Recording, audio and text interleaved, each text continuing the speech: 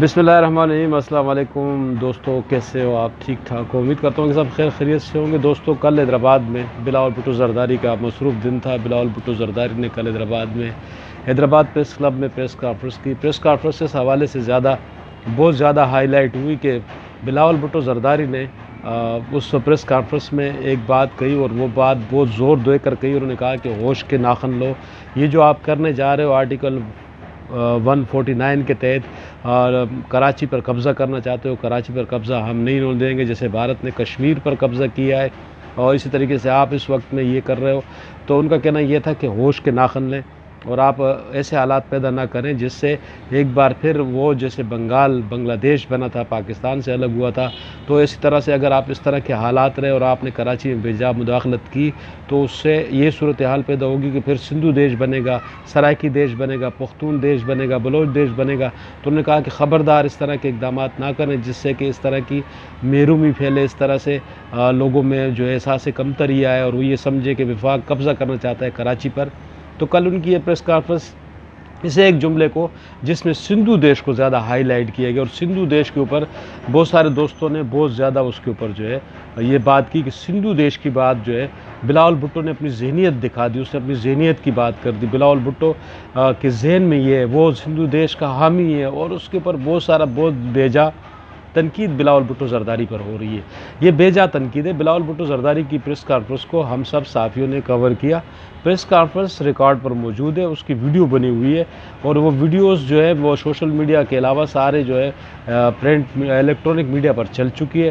لہٰذا اس طرح کی باتیں کرنا اور اس طرح سے افواہیں پھیلانا سوشل میڈیا پر، بالخصوص فیس بک پر، اس ایک جملے کو لے کر کہ بلاول بھٹو نے سندھی ہے، وہ سندھی کا بیٹا ہے، تو اس نے اگر سندھو دیش کی بات کر دی اور اس نے ساتھ میں یہ کہا ہے، اس نے یہ صرف کلیئر کٹ کہا ہے کہ ہوش کے ناخن لو، ایسے حالات پیدا نہ کرو، کراچی پر قبضہ کرنے کی کوشش نہ کرو، یہ ان کا کہنا ہے۔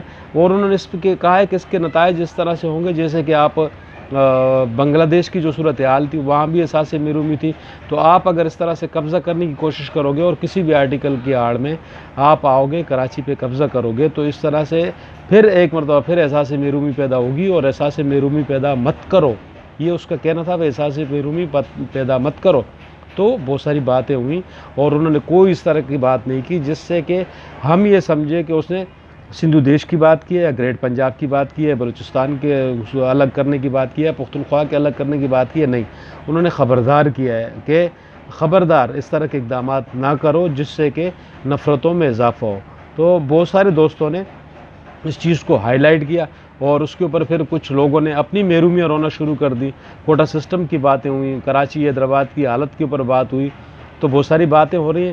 بہت سارے نااہل بیٹھے ہوئے ہیں، وہ کام کر بھی نہیں رہے ہیں اور راستہ بھی نہیں دے رہے ہیں۔ تو یہ ساری چیزیں ایسی ہیں کہ آپ یہ رونا بھی رو رہے ہو کہ ہمیں کچھ مل نہیں رہا ہے، اور دوسری طرف آپ اپنی سیٹوں پر بھی قبضہ کر کے بیٹھے ہوئے ہو، آپ اختیارات کو چھوڑ بھی نہیں رہے ہو، پروٹوکول کو چھوڑ بھی نہیں رہے ہو، اور ساری چیزیں آپ نے رکھی بھی ہوئی ہیں۔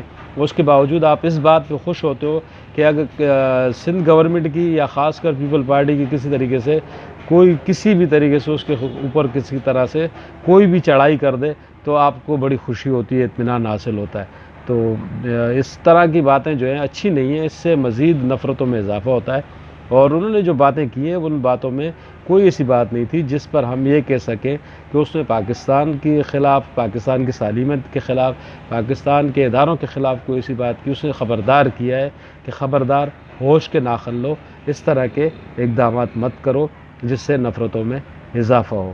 تو یہ تھوڑا سا خلاصہ تھا کل کی بلاول بھٹو زرداری کی پریس کانفرنس کے حوالے سے۔